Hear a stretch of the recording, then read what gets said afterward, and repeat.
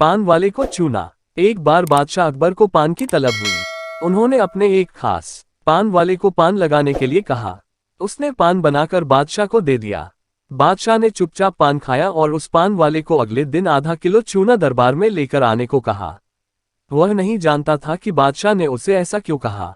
वह चुपचाप चूना लेने बाजार चला गया। उसने दुकानदार से आधा किलो चूना मांगा। दुकानदार ने उससे पूछा कि इतना चूना क्यों खरीद रहे हो। उसने बताया कि किस तरह उसने बादशाह को पान दिया था। दुकानदार को समझते देर न लगी कि कुछ गड़बड़ है। उसने पान वाले को समझाया कि दरबार में चूना लेकर जाने से पहले बहुत सारा घी पीकर जाना। उसने सलाह मानकर वैसा ही किया और दरबार में जाने से पहले खूब सारा घी पी लिया। दरबार में पहुंचने पर बादशाह ने उसे सारा चूना खाने को कहा।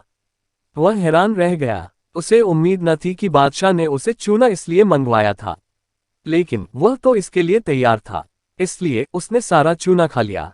इसके बावजूद उसे कुछ नहीं हुआ तो बादशाह ने उससे कारण जानना चाहा। उसने अपनी और दुकानदार की बातचीत के बारे में बादशाह को बता दिया।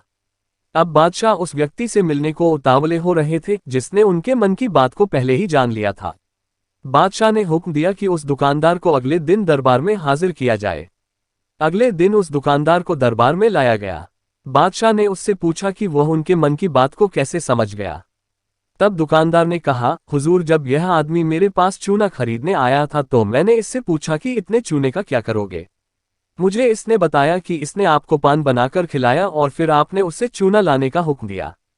तब मुझे समझते देर न लगी कि जरूर गलती से इसने पान में चूना थोड़ा ज्यादा लगा दिया होगा, जिससे बादशाह के मुंह में छाले हो गए होंगे और इसी का एहसास करवाने के लिए आपने इससे चूना मंगाया।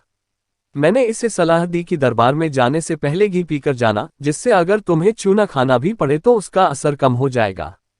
यह दुकानदार और कोई नहीं बीरबल ही थे।